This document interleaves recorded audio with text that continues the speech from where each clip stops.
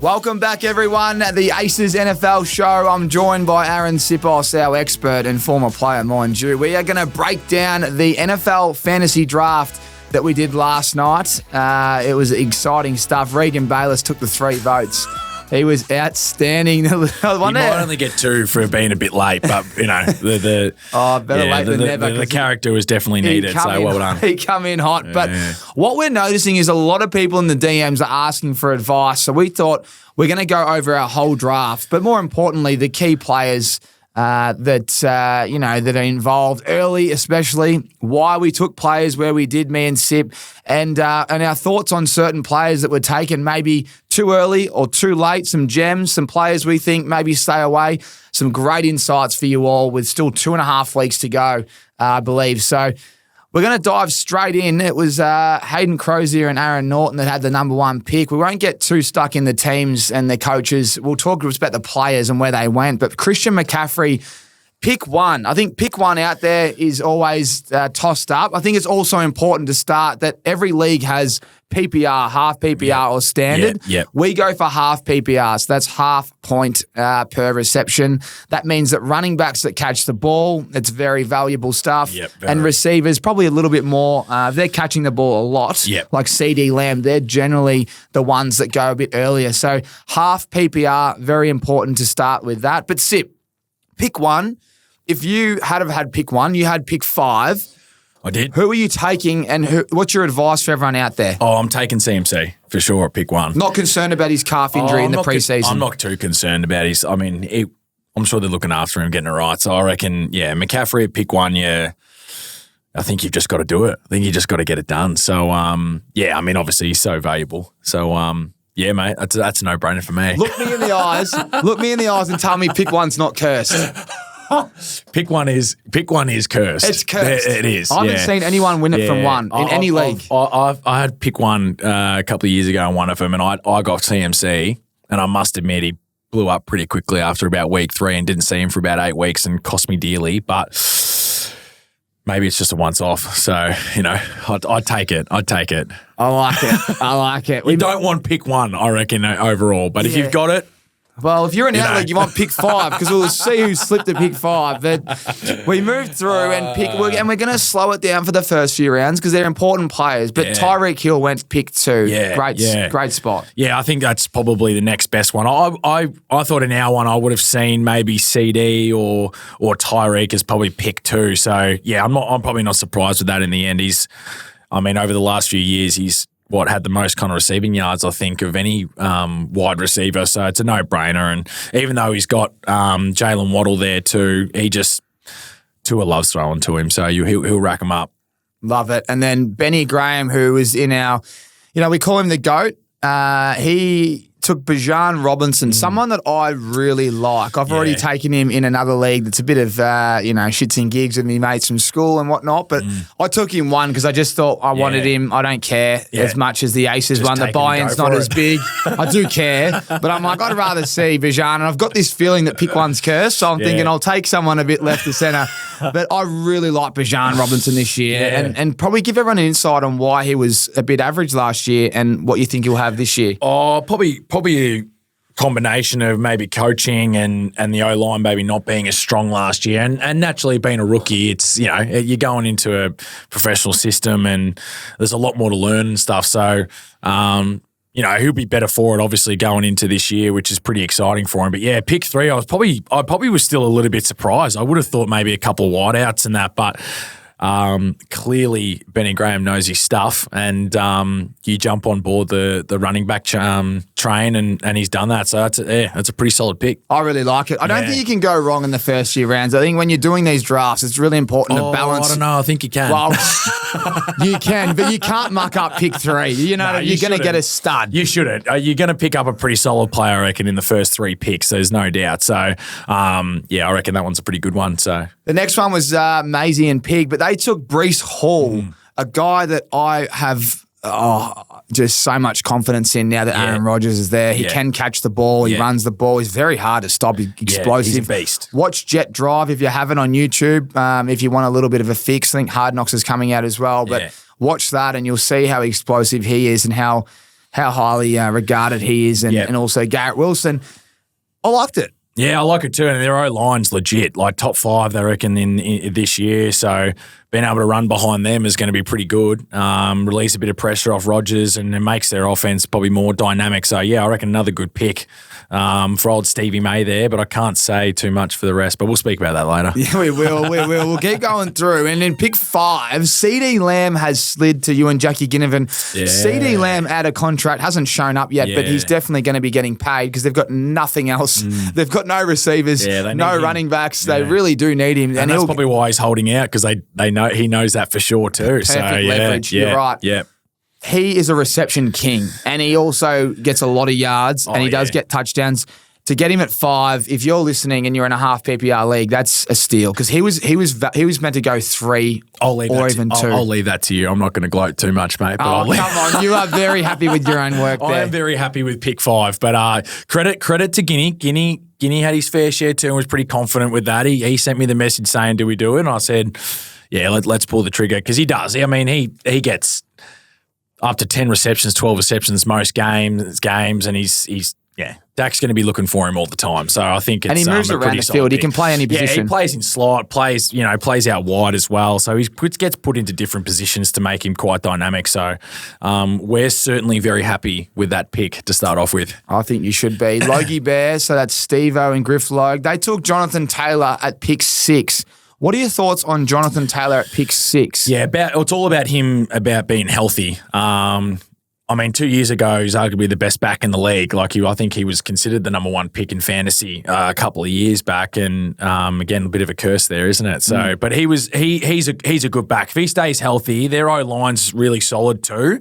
I think they're kind of arguably top 5 as well. So, I probably didn't expect him to go that early, but solid pick. Mate, while you're on the O-line, let's go through it. We've got a little thing here from PFF, which is Pro Football Focus, and they have put out a few stats on the O-line. So we'll pause where we are at pick 6, but anyone listening that loves their NFL, here's some information for you that come out on the 12th of August. The offensive line, here we go. Dallas Cowboys, they've got them at 10. So they're saying that Dak will get a bit of time in the pocket. 10's a great little O-line there. Pittsburgh Steelers surprised me. Their O-line's 9. I reckon they had a lot of issues a couple of years ago. Najee Harris, he couldn't get through gaps, but that's an interesting one. Pittsburgh Steelers O-line number 9. Then we move to the Colts, who we're talking about right now, Jonathan Taylor, and they've always been really strong. They have. Ranked 3 on the O-line, and that's why he will have a big year. Yeah, I think so. I mean, again, their head coach is really smart and loves to run the ball. And when you've got a dynamic player like that, I think that's, again, it's a pretty solid pick, but their O-line's really strong, so I think it gives them every chance to be able to score some serious points. And their quarterback, Richardson, can run the ball. He can throw the ball really well. He actually played pretty well in the preseason game as we record today. And they've got even Alex Pierce. I forgot about him. Yeah, they're going to be solid, but as I said, Taylor, he'll be ready to go. Another one out there is Cleveland Browns are ranked 4 on the offensive line. Now, Nick Chubb, I can't see him coming back anytime soon. There's a little gem that we'll talk about later that maybe we find more important than everyone else, and that is Ford. But their O-line's 4, which is pretty cool to see. Yeah. And they, as we know, that division's tough. Yeah. But all about the trenches in that division, as I like to say. It's all about the trenches. So as you saw that with Pittsburgh there, and Baltimore normally pride themselves on it, but the Browns have been pretty good for a couple of years now in that area, and it gives obviously Deshaun a bit of time in that too. But again, from a running perspective as well, forward obviously will be pretty handy for him to start off the season, and we'll see where Chubb's at a little bit later in the year. But certainly, whoever's going to be in the backfield there should be feeling pretty confident about getting some yards up. We'll get to our draft later, but little sneak preview. Nick Chubb went in the 8th round in our draft, which some leagues you might even be going deeper. We have 12 teams, so you can do the math. The New York Jets O-line. This is something that you can see the T-shirt I'm wearing today. I will sell the New York Jets in another podcast. We're going to do our future bets and all that next week, but the New York Jets have finally fixed their offensive line, and they are ranked 5. And we just spoke about Breece Hall, who went 4 in our draft. Yeah. You've got Garrett Wilson. You've got these weapons around. Aaron Rodgers is back. Yeah. this is big, considering their defensive line's 1. Yes. So they're going to have the ball. Yeah, they're going to be up a little bit. They're set up. It's all about, like, can they get it done? You know, like, it's been a long time for them. Can they get it done? And again, they've gone O-line, D-line. Let's just, like, pound the rock. Let's just smash the offense with sacks and that, and away we go. And Rodgers is a genius. Like, there's no doubt about it. He's obviously been in it for such a long time, and he knows what he needs to do, and he's got the right people around him. And you're selling the dream when it comes to the Jets. So let's see what happens. Coach of the year, Salah. Comeback player of the year, Rodgers. Super Bowl, Jets. Yeah, that's your value. Last year, obviously, it was big for him, and it missed out. But Rodgers healthy. Watch out. Now, this will lead into a bit of information I've got later. I'm very excited about this team, and so are you because you used to play for them. But they are ranked number 2. The Philly Eagles' offensive line is ranked 2. And mind you, defensive line's 3. But we're going to talk offense today because fantasy. Rank 2. We'll get to number 1 in a second, but that is big. Saquon Barkley. They're strong. I know they lose Kelsey, but they got Cam Jurgen in there, who's been there for a couple of years now. It's going to be pretty solid for him, and obviously our Australian boy Malata's on there on the tackle, and Lane Johnson as their tackles. They're pretty darn good. The security guards. Landon, they are, and Landon Dickinson in there at the guard position is. Some pretty scary stuff in there. So Jalen's going to have time. Your boy, which we'll get to very, very quickly, will have some time. We will. And I think they're well equipped. And, nobody's – I find it funny. Like, nobody's speaking about him, I reckon, to be honest. Like, we're talking about the Lions and San Francisco again out of the NFC. And like, Green Bay Packers are sneaking up there a little bit. I'm like, what's going on? They've recruited well. Like, I know Barkley needs to be healthy and things like that, but he's got weapons around him now where he doesn't have to be the guy all the time. So I'm a bit shocked, to be honest. So I'm on board their train. Even if Dallas, nobody else wants to, Dallas has not been mentioned at all. Yeah. So they're an interesting one, but they're good. They're ready to go. Well, you said they're all talking. They have to, though, because Howie's put in a lot of stuff to make sure they get that right, so they'd want to be. Yeah, well, I hope so, mate, because you are looking me in the eyes every week, and I can tell you what, Hibbo has cost me a fortune. Every time we bet against Melbourne in the AFL, they win, and every time we're on them, they lose. So let's hope Philly win every game. Hibbo probably has 3 or 4 beers before he comes in here, so I don't know how trustworthy he is, And the rest. And number 1 offensive line. Mind you, their defensive line's 4. This team is stacked. You just mentioned them. The Detroit Lions have the best offensive line, according to PFF. They have some extremely talented running backs. Gibbs with a little soft tissue injury, so that does turn you off when you're doing your draft, but you'd think it's grade 1. And then Monty is there as well.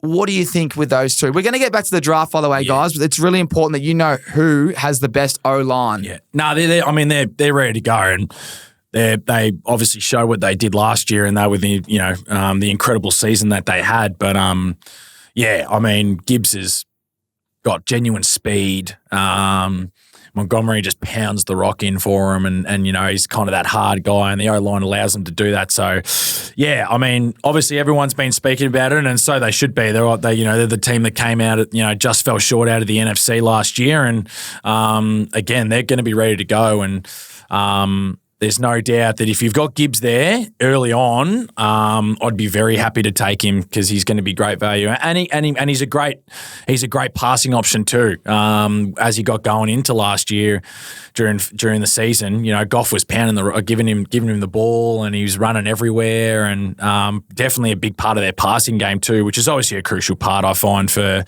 the old fantasy league for the running back. So definitely a good one to take, I think. I love it. We now go back to the draft board with pick 7, and Joe Watson has taken Amon-Ra St. Brown. Just on that, there's a few people out there that are posting a lot of stuff about schedules, and they've said the wide receivers' best schedules are these players: Deontay Johnson, Drake London, Amon-Ra St. Brown, Garrett Wilson, Calvin Ridley, and Jaden Reed. So they're the ones that have a great schedule for the season. So if you're listening or watching this podcast, you can thank us later. That's a lot of work that's been involved in that. But Amon-Ra has a great schedule, and he's been taken at 7. He's a beast. Watching receiver, his mindset, he wants 2 touchdowns a game. I really like that pick. Yeah, no, he's good. He's He's obviously been good for a while ever since he's probably come into the league, to be honest, and got a bit of a chip on his shoulder. So he's doing everything he can to make sure he's the number one guy, and he's been really good. But yeah, that schedule stuff's obviously based on what happens in last year's season. So you can only go by what's happened last year. And, based on who they go up against this year, he's looking pretty good. So Goff gives him the ball. He's the number one guy there. So I think that's a very solid pick by old Job. The worst schedule, on the other hand, they have the players of George Pickens. They don't like the Steelers' schedule. Tyreek Hill has a tough schedule. Yep. Keon Coleman, a rookie wide receiver. A.J. Brown, Deebo Samuel, and Jamar Chase, who has not reported as we report to you right now and as we record this podcast. But he was the next one off the board. Pick 8. Dunks and ads have taken him. I'm very happy with him too. Well, I know he slid probably a little bit, but because he didn't have his quarterback all last year, and he's definitely going to get paid. It's a bit like we're talking about CD Lamb. Yeah. They don't have much else. There's Higgins, him, and they've got rid of Mixon. Yeah. I think Gesicki's their tight end now. Yep. I like a little gem later on. We'll talk about Chase Brown, but they don't have a lot. It's going to be on the quarterback and wide receiver's shoulders on offense. Yeah, for sure, no doubt. But he's a good pick there. I mean, the next couple that are coming up, you're like, geez, how are they? At least from our draft, how are they kind of slide? So probably people are laughing at us a little bit, but. He's obviously a star, and if Joe stays healthy, then they know the connection that they've got. I mean, that goes back to college days. So, yeah, mate, they're ready to go. Yeah. We keep moving through. The schedule's interesting though, for sure, because obviously, naturally, they play, Steelers, Baltimore. They're always good defenses, but he does it every single year and still puts up the numbers. He got double teamed a lot last year, I think when Joe wasn't playing, it was hard. I had him in fan. It was hard to watch, and at pick 8, it's a steal. Yeah, I reckon he's about a 5 or 6 in most other leagues. Yeah. But it does annoy me when they do double team him and then they throw the ball elsewhere. Yeah. We know Tyler Boyd's no longer there, so he might get a few more targets. I think they'll draw up more plays, but he's unstoppable down the field. Yeah, he's hard. He's hard to play. Let's go to his former teammate at LSU. Justin Jefferson has slid to 9 in our draft. The Clubhouse boys were licking their lips. Now, there was a bit of uproar last night about it, wasn't there? The comments were, the thick and fast. Everyone was like, what are you boys doing? And we're sitting there at 11 thinking we're not going to get him, are we? Yeah. Okay, so green light or red light on Justin Jefferson this season with... Is it Sam Darnold's going to be his quarterback for the year? Quarterback scares me so much. Like, I know he's obviously the number one guy. So who's Darnold going to look for? He's going to look for Jefferson. But who's everybody else going to look for from a defensive point of view? Jefferson. So, I don't know. That's a tough one. He's a star. Like, he's just a flat out star. And they get to put him everywhere. They do get to put him anywhere, kind of like CD. I'm going to go green light. You still think it's a green light? I still think it's a green light. Like, he's the number one. He's the number one guy, clear as crystal, and Darnold's going to be looking for him. It's just about how he goes. What do you think? I'm worried about. I can see your face right now. You're not sold. The next pick was Garrett Wilson, right? Well, that's true. So what goes through my head at that pick is that's Justin Jefferson is probably the best receiver in the league, but he's got no quarterback. Yeah, and that means if they're not scoring, you lose touchdowns. Yes. Right? You lose touchdowns. And they might not even be out in the field that much too. Yeah. And I reckon... All right, red light it is. Yeah. And that's why I give him a red light, because of the quarterback scenario. Now, Sam Darnold, he was a first-round pick early for the Jets, top 3, whatever he was. Yeah. He's very talented. He's been at San Fran sitting behind their offense, learning there. So does he come out and surprise us? I haven't seen it until I see it. I reckon I take Garrett Wilson just because I got Aaron Rodgers throwing him the ball, and he is... It's a good point you make, absolutely. And that's why I think he's sliding, because people are going, well, Chase... no doubt. I could see that happening a fair bit in drafts, to be honest, that they're going to think the same thing as us. There's no doubt in my mind. So, hey, let us know where Justin Jefferson is going in your draft. I'll be interested. For those that have already potentially have done it, let us know and see where he's gone. We'd love to know, to be honest. That'd be great. He slid to 9 in our draft, and we're not sure if we should be embarrassed or if we're on the money with their QB scenario. We'll keep moving forward. And Garrett Wilson, I had pick 11. This is pick 10 in our draft. Garrett Wilson goes at 10. Yeah. I was a bit flat. I really wanted him, but he was picked up and he's snapped up. Now, the players that they've taken him over are A.J. Brown, Saquon Barkley, Gibbs, Derrick Henry, Williams, Puka. just to name a few. Obviously, Marvin Harrison Jr., Devontae Adams, they're on the way back. Yeah. I really like that pick there. What Garrett Wilson? Yeah. What do you think? I think it's a great pick. Yeah. He had still a pretty solid year with the quarterback situation that was going on last year for him. So with Aaron Rodgers, yeah, I think that's a bit of a watch out, to be honest, because he could be unreal. Unreal. And Bo Nix, your man, has secured a job over the MILF Hunter at Broncos. So that means there wasn't much of a competition, was there? Exactly. So Sean Payton's probably looking at it and going, this guy is huge. And if you give Garrett Wilson... Well, when you're the number 2 overall pick about 2 or 3 years ago and you get traded for a 7th rounder, I mean, come on.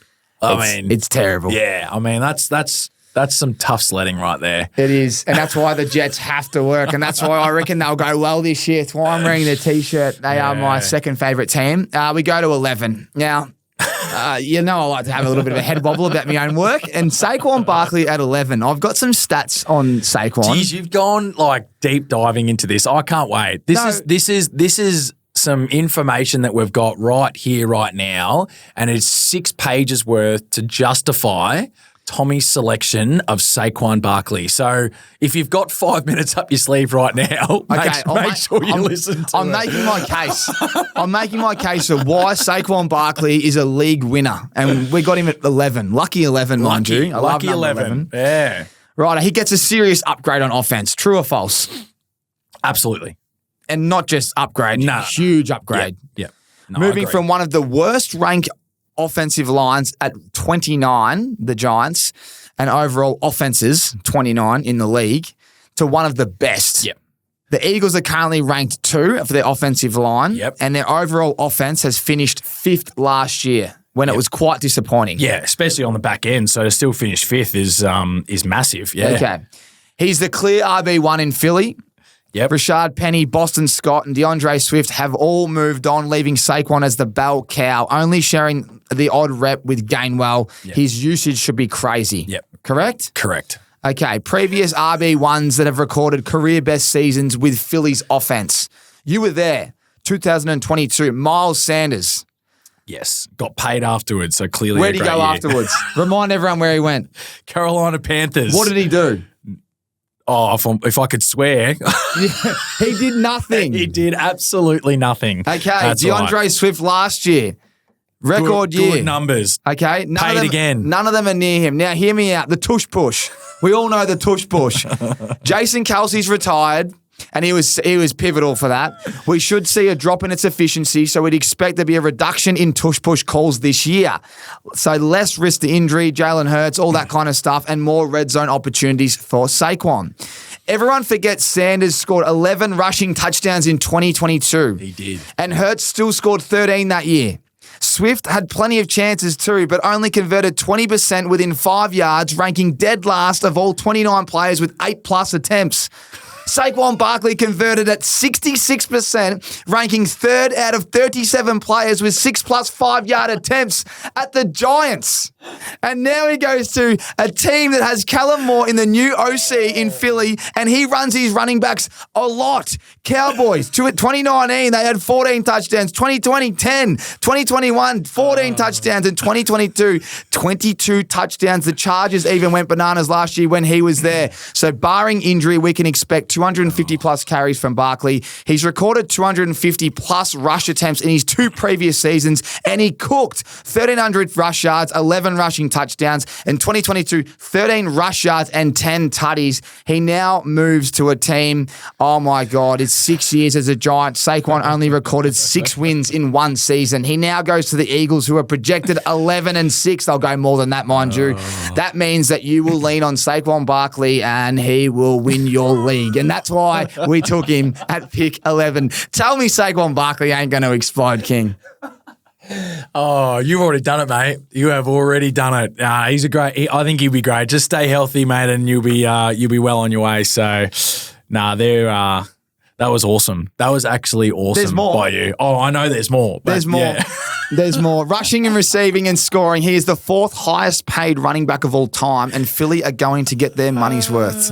That's about Excellent. it. Fourth highest of Excellent. all time. And, but this is what I mean. A lot of people talk about the injury. He's rarely been injured since he got the knee injuries. He's fit and ready to go. And they won't have to lean on him as much because they've got AJ Brown, they've got Devontae Smith. They just got Dotson in a trade last night. They did. They've got tight ends. They've got everything. They do. O-line. The offense is going to be potent, and it's like, who can you stop?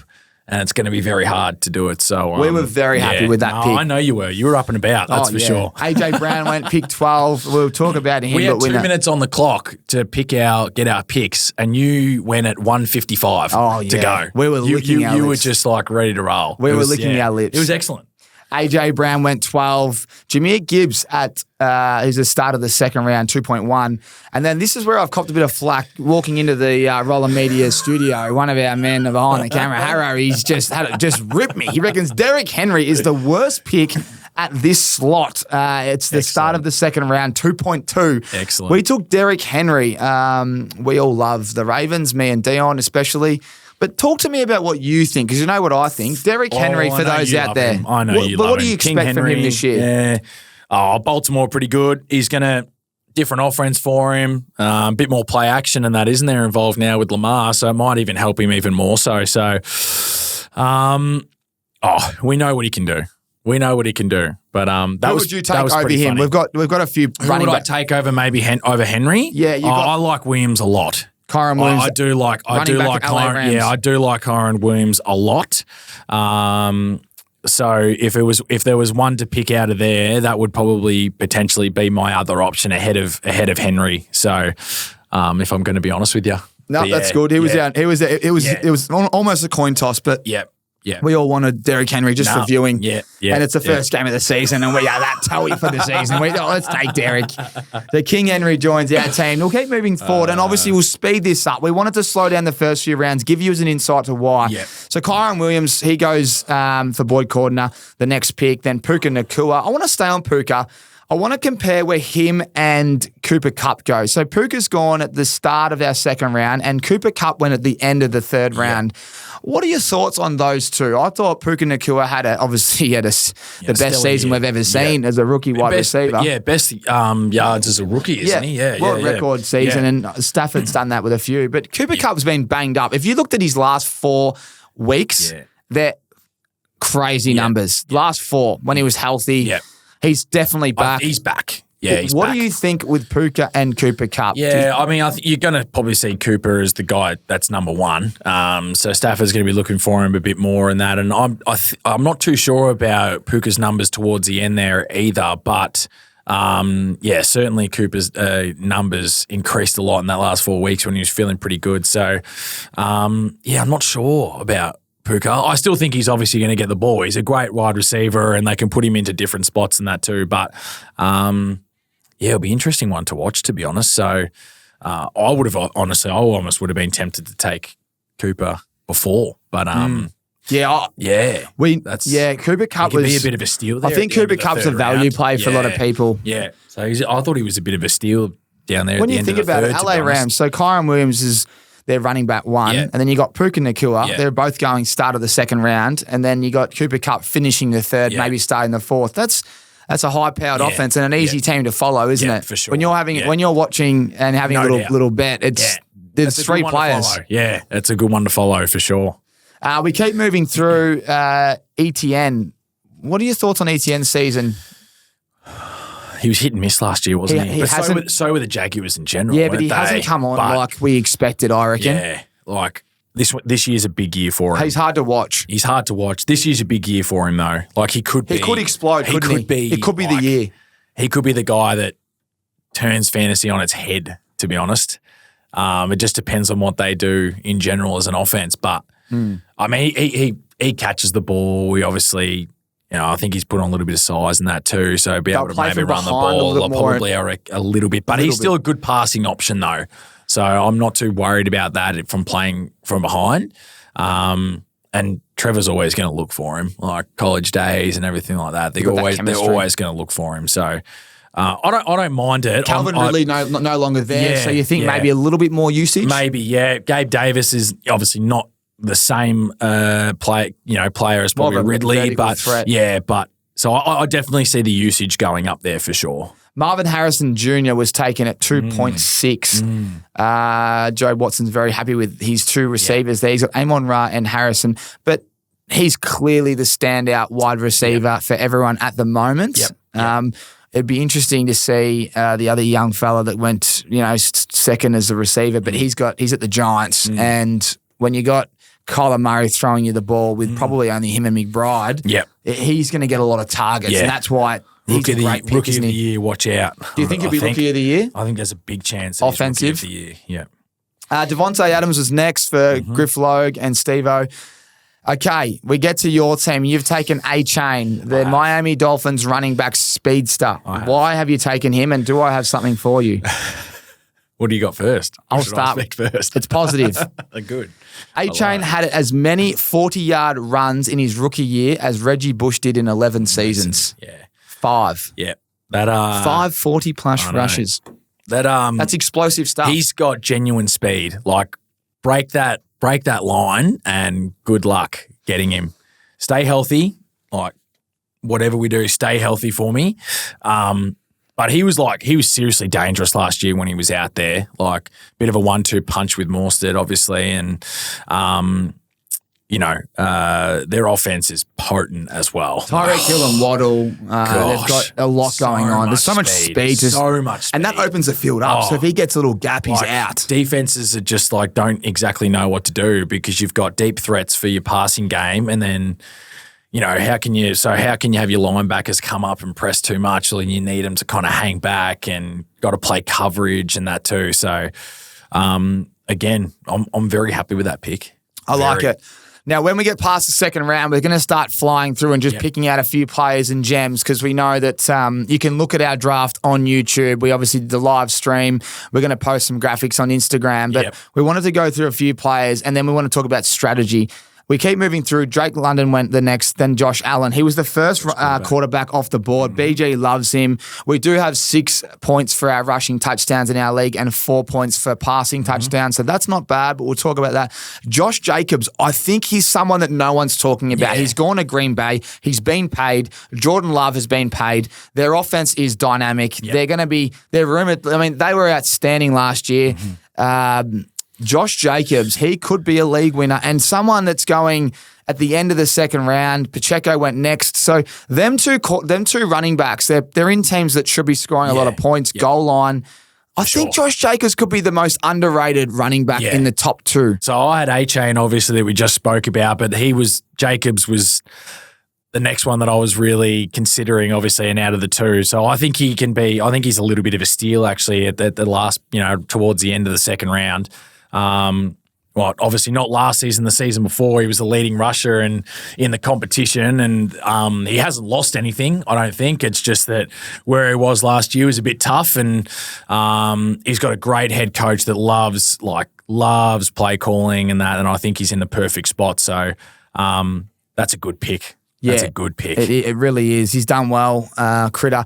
Now, we'll keep going through. You can see our teams, but we're going to start picking players out. And players, I think there's, Neighbours was the wide receiver that's at the Giants who went in the 4th round. The only problem that I've got with that, right, is I've got a strategy with fantasy, and it's probably after years of pain.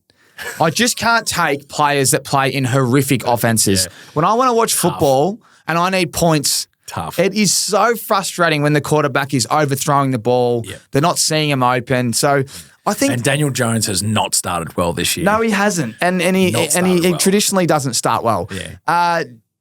When we go through our draft, Sip, for anyone out there listening, and they won't be able to see what we can see, but from the third and fourth round, who are some gems that you like there, and what, early or late? What do you like? Well, we've already spoken about it, but towards the end of the third, they're getting Cooper Kupp, I think is massive.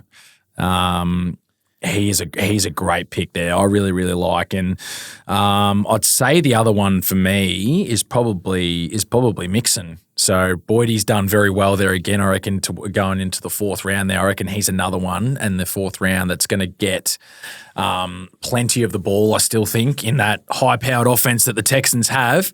And he's a 3-down guy. So if anybody doesn't know what a 3-down guy is, it means that he will play all three downs, first down, second down, and third down as a running back. So, sometimes in the league you have guys that have the first two, need a bit of a break, and they've got a third down guy that can kind of pound the rock a little bit to get the extra yardage. Mixon's certainly that guy for all three downs and becomes a little bit more valuable, and especially for that goal line stuff too. So I think he's probably the other one that's the pick for me. I would have loved to have got him in to sneak through into the fourth round, but yeah, Boydie's done well there. He has, and that's why he's won our league twice and come second. He's honestly just taken so much cash out of our pot. He is the king of this league, the quiet assassin. Now, the next question I've got, a lot of people out there that are listening and watching are going, Houston Texans, we think they'll be amazing. You've taken CJ Stroud in the 5th round, which is a great pick. Our quarterbacks all started going pretty much in the 3rd, Mahomes, Hurts, Lamar Jackson, and then the start of the 4th, Joe Burrow. Yep. Sometimes they just go on a run. I don't like taking quarterbacks too early unless you get a gem. So we kind of waited and we took Jordan Love in the 8th round, which I think is a steal. He was probably we were the second last team to take a quarterback. Yep. Kyler Murray is probably my value quarterback for the whole league. Yep. I reckon they're playing from behind. He can run the ball. He can rush a touchdown. Yep. He might be able to put 30 points up and they get pumped. It's a fantasy kind of play, that one. But true. I want to go to this. This is what's on everyone's mind, and it's the Houston Texans wide receivers.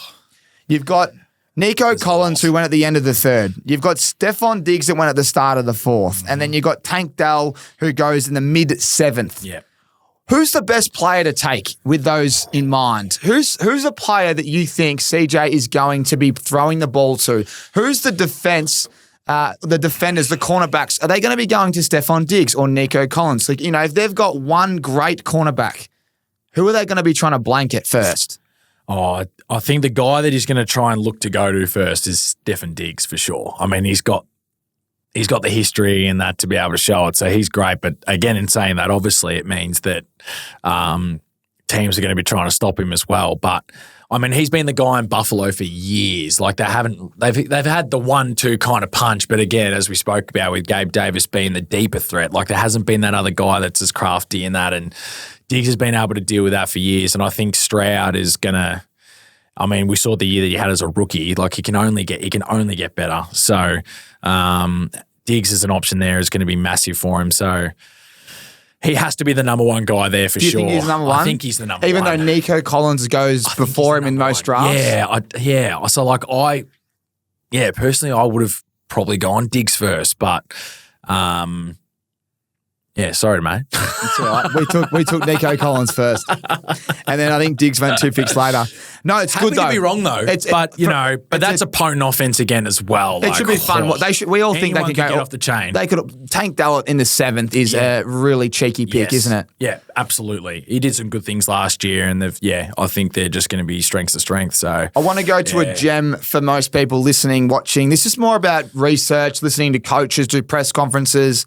Kenneth Walker at Seattle. I've got a thing about Seattle this year. I think they'll be really competitive.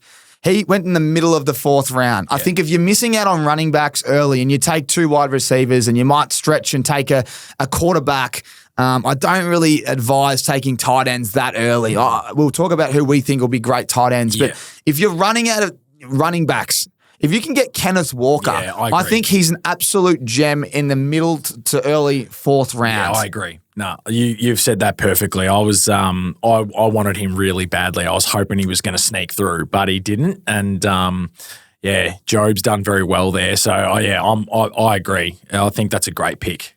What's your thoughts on James Conner? He went in the 6th round. He was another little gem that I think is great. If you look at his numbers. Big year last year. Big year. Yeah. And especially when Kyler Murray was back. Someone that you don't really talk about, but he is, he gets the usage, right? Yes. And when you're watching a game of football, you can go, I know he's going to get the rock. You talk about first, second, third down. He is on the field. Yeah, on the field, absolutely. So I think that's a bit of a steal in the 6th round there because he's the number one guy. Yeah. Absolutely. I think it's just because Arizona's not going to be up there this year that maybe falls away a little bit, but he had a big year last year, so I think he's done well. He's done all right there, I reckon, with the backs in that area, in that draft area. We'll keep going through a few more gems. If you're listening and you don't know this guy's name, I think it's time to learn. But Jameson Williams at the Detroit Lions at wide receiver. Mm-hmm. He's going in the 9th round. Yeah. Now, I think this guy can be a league winner, and reportedly standing out early in training camp for the Lions. He won a Heisman Trophy at wide receiver for Alabama about 2 or 3 years ago. Then he did his ACL. He got in trouble for the betting thing as well. He's just involved with something. He missed 6 weeks, I think, the start of last year. He's good, though. He comes alive late for a few touchdowns, but this guy's only 23 years old, and I don't think anyone has seen anywhere near enough in the NFL. But with the Detroit Lions offense, we spoke about the O-line. We spoke about Amon Ra. Jameson Williams is someone that if you can get in the 9th round, and if there is an injury to one of their guns early, he's going to get a lot of usage. What's your thoughts on him? Because he's probably one of my biggest gems late. Good player. Very, very good player. Like explosive. Stays healthy. He's had a bit of an unlucky run, but more than capable of going out there. And in the 9th round, that's good. Let's go through their wide receivers. Amon Ra, St. Amon Brown. Ra, yep. Then you've got wide receiver 2, Jameson Williams. And then wide receiver 3, Khalif Raymond. Yeah. And Dale, and he doesn't see a lot. He doesn't see a lot wide of receiver 1 back up to Amon Ra. But it's kind of like I feel like he's going to be getting fed. Oh, he's clearly their number 2 guy for sure. Clearly, so I think that he will absolutely. So it's that was a good pickup. Right there by old Bayless. So when you go into a fantasy draft as well, we're obviously. Guys, we've skipped through after the 2nd round. We're talking about little gems that can help your draft.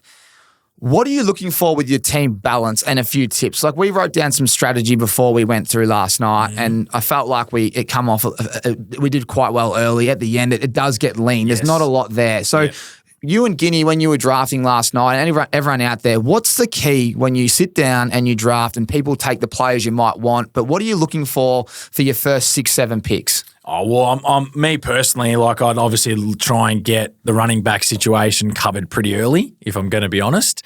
That's just me personally, my personal preference. And obviously I think they're so valuable, particularly ones that, as I said earlier, that can, be able to catch the ball too. So try and get that sorted. And then you're just kind of looking for the guys. Me personally, I'm looking for the guys that have got the history of performing very, very well that maybe on a bit later. So, I got Keenan Allen and Ridley, and they've been able to kind of put up good numbers for the last few years, and I got them a little bit later on with Guinea. So that's kind of the way I see it. I kind of just look for a bit of value in that area.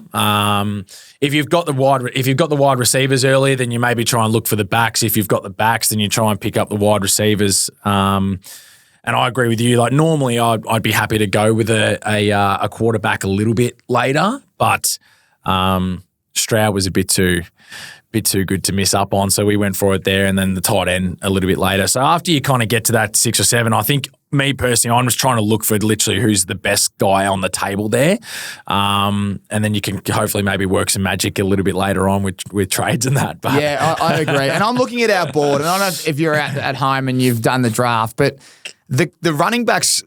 There's not many after the 2nd round or 3rd round. They do get thin after about the 3rd or 4th round for sure. And they pop back up in the 7th, 8th, 9th. Like I look at Tony Pollard. Eckler there, and if our one was in the ninth, was still in the 9th round, and like I know he hasn't had great history, but if he is healthy, he's one of the best backs in the league. Like it's pretty good. But some of these players, like Mostert in the 7th, you've got Zach Moss at running back at Cincinnati. He's the start of the 8th. Yeah. You've got Gus Edwards in the 8th. Yeah. You've got Singletary at the Giants in the 8th. Now, we know the Giants will struggle, but he's going to get a lot of work. He's going to be the number 1 guy. He's replacing Saquon Barkley. Yeah. Now, you go back up to the 5th. Aaron Jones, the 6th. Stevenson at the Patriots. Najee Harris in the 6th. Zamir White at the 7th. It's you just don't know what you're going to get in those offenses. So I think you need to get a good running back in the first 2 rounds. Sure. I think you have to get one of them. Yeah, you have to. I personally think you have to have a back in the top 2 round. You have to have one of them to be able to, I think, start off strong with your with your drafting. Now, tight end scenario, everyone out there, I really like a good tight end, but once you miss a couple, you just can't be going too early on a tight end. It's a wasted pick. Who's someone that you think will be a great tight end, and what round would you take them? I think the one guy or one or two guys that could be really strong, Ferguson from the Cowboys is No, don't remind me. Why? What happened to you, mate? Cost me $250,000 on He Christmas could be morning. good. I don't know. Again, it's like I don't know who he's got to be able to throw to Dak besides What CD. round would you take maybe- him? Because he went in the 8th in I our know he one. went. I'm happy with him being like 7 or 8. That's not a problem. That's a really good pick. I think yeah. Ferguson's an outstanding selection from and Njoku anyone. as well. The other one, like he came along really nicely towards the end of last year as well. And he was a really good tight end for him in the end for the Browns. So I actually like him, and getting him at 9, I think, is actually a little bit of a steal for sure. So Well said. Yeah, I think he's great value down there. The one that I really like is McBride. He went in the start of the 5th for ours. I just hate taking tight ends that early. You just hope that but he's the one that I can see separating He from had the a pack. big year towards the end of the year last year, especially when Kyler came back. He was putting up some serious numbers. So We didn't have to make the decision, but Kyle Pitts went the pick before, and we were thinking about him. He hurt us a lot last year. Everyone's talking about Kyle Pitts. Righto, let's go to the end of the, as we keep going here, but let's go to the end of the fantasy. It gets tough. But what's important when you got your couple of running backs, you got your wide receivers, your quarterback, and your tight end, right? Let's just say you got a few rounds to go. Who are the gems that you really like in the 10th, 11th, 12th, and 13th? Yeah, I actually thought, well, there's two.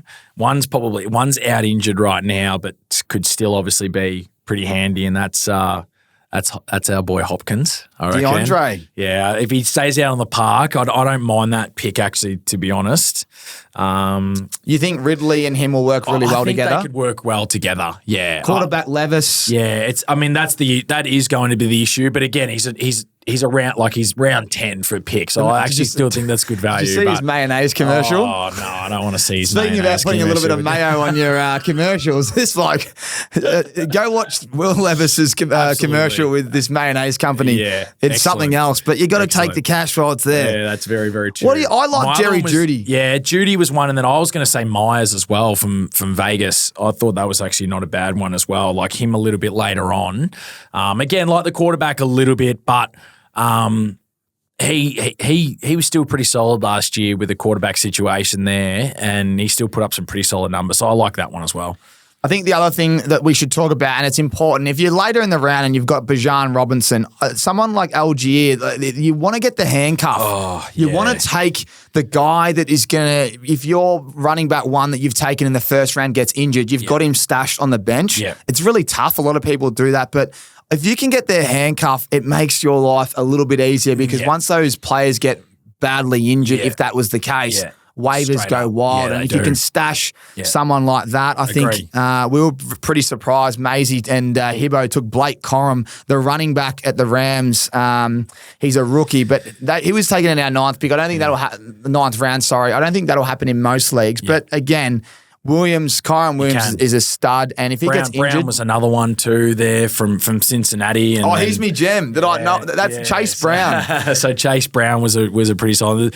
There's been a lot of talk about him as well. So there's a lot of fans out there for old Brown. And then somebody else that we didn't actually pick up at all, but might actually be worth it a little bit is Ty Chandler as well from Minnesota. So obviously they've got Aaron Jones, but Ty's the next guy in line for sure. So if you got someone that potentially has a 14-team league, maybe that's somebody that you could get as well for sure. Because if Jones, which we know has struggled with injury over the last couple of years, he's probably another one too. Very well said. Mate, that is our draft. We're going to put up, you can see our draft and we're going to post it on social so you can have a look at where everyone went.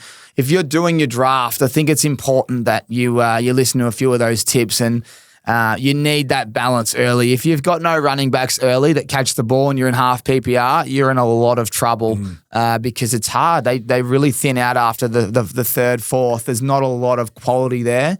The real interesting one is what's going on at Dallas for me. You know, Zeke Elliott's there. You've got Dowdle. He's going in the 10th round. They are a high-powered offense traditionally, but Dak This is why we're going to do our prop bets and our futures later. But I can see Dak throwing a lot of touchdowns and passing the ball a lot. 'Cause I can't see him feeding these running backs too much. He could be having up to 50 throws per game, to be honest. That's the numbers that I could see. I'd love to see everyone's opinion on our little draft as well and see what they've come up with too. That might be interesting. So, well, they'll definitely, if they want to go watch the live stream, you'll have a good laugh at Regan Bayless. He rolled in on his double peach vodkas, and by the end of it, the big boy was taking McConkey and I don't even think he knows the players' names. But there you go, guys. That is our NFL draft recap. It's also our tips, a few gems, green lights, red lights, and a little bit of strategy for you all, because you're no doubt out there drafting or have already drafted and you want to see how you went. A lot of the players we're talking about will help the way you do have a little bit of a punt as well during the year, and the teams that are going to go well and that aren't going to go well. Right now, as we record this podcast, there's some big stories, but Ayuk hasn't rocked up, hasn't signed a new deal. Jamar Chase hasn't rocked up, and CD Lamb, and all these players are going to make a big difference. So, hey, it's going to be interesting. They might already be signing by the time we get this edited, because it does take a day or two. But to everyone that's tuned in, make sure you set up your NFL tipping. Make sure you get to the link in our bio and join our league. Absolutely. We're going to get good prizes. We're scrambling. The season's around that corner. We've got he's an AFL coach. We're trying to finish up these AFL pods. Like, my head's about to explode. But we are going to get some big prizes for that. So just get in the league, and we'll announce that as the season goes. That'll be big. It's good to see everyone's already in that. It's free as well. That's the ESPN tips. If you don't know where to go, just type in Oz American Aces NFL tipping competition on ESPN tips, and you'll be able to join. We're also going to be on the Sportsbet feed. Yes. That's just, we've got a few IT issues. We're one of the first to do it as a non-human. It's an Oz American Aces account, but they'll be able to follow all our tips really soon, Sip. So I'm looking forward to in advance, or it could be. We could do wonders. I always say we just want to make a lot of money for them early, and then they're just then they're happy later on. They're playing with house money. Any other admin, Sip? No, I reckon that's it, mate. I reckon you're all over it. There's one more. If you're listening to this or you're watching and you want to be involved in a fantasy league, we're getting a few DMs about how do we join a fantasy league. Well, the best idea we've got is maybe creating a Discord group and adding everyone that loves NFL and wants to join or has no friends that play it, so that you can kind of tee up with a few randoms and play, because a lot of people are struggling to get a league together. So I don't know the best way to maybe comment on our YouTube page and let us know. And if we get a few comments, we'll understand, or in the DMs on Instagram, we'll try to set that up. But if it's only a few, then I think you'll be able to go find your own mates and set one up. Yeah, so, absolutely. Mate, that's it. Anything else, King? Nah, we're all good, mate. Well, all the best for the year. Yeah, you've done well. You've done well. Harrow's giving you the number one. I'm real happy. He's giving me we're real bottom happy. 4. Well, I cannot believe it. So let's read out our teams before we go. You read out your team from start to finish, and then I'll finish with mine, and we're done. We've got CD Lamb. We've got 2 Chains. We've got Deebo Samuel, Alvin Kamara, CJ Stroud, Keenan Allen, Calvin Ridley, Gus Edwards, Dallas Goedert. Our what's the last name there for old Jackson Smithy boy? Smith-Njigba? That's in the Jigma. That's the one. We've got Gabe Davis, Philly Eagles as the defense, and we polish it off with Justin Herbert as our backup quarterback. You've done really well. Yeah, I'm happy with it for sure. Eagles defense against Jordan Love. My quarterback. We'll start with our team. Barkley at running back, Derrick Henry at running back. Then we get Nico Collins at wide receiver, DJ Moore wide receiver, T. Higgins, wide receiver, George Kittle in the 6th at tight end, Mostert running back in the 7th, Jordan Love at QB in the 8th, and then we get Nick Chubb's backup, who will be either RB1 all year, Jay Ford at Cleveland Browns. Then we get Jay Palmer, the only option at the Chargers, I believe, at wide receiver. Mike Williams, that's the job Palmer just took. He's at the Jets. I'm hoping he's ready to go, coming back from a severe ACL, but he'll be streaming down the sidelines, hopefully. And then Brandon Cooks at the Dallas Cowboys. He was our second last pick. And then the Falcons have made some huge trades on defense, so we took them with our last pick. Yep. That's our teams. That's a wrap. Thank you to everyone that's tuning into this NFL show. It's the start of something special. We can't wait for this. You can see how much we love it. We know everyone that tunes in loves it. It's going to be a big year. We're going to try to organise a few events as well. But we'll see you next week on the Aces NFL show.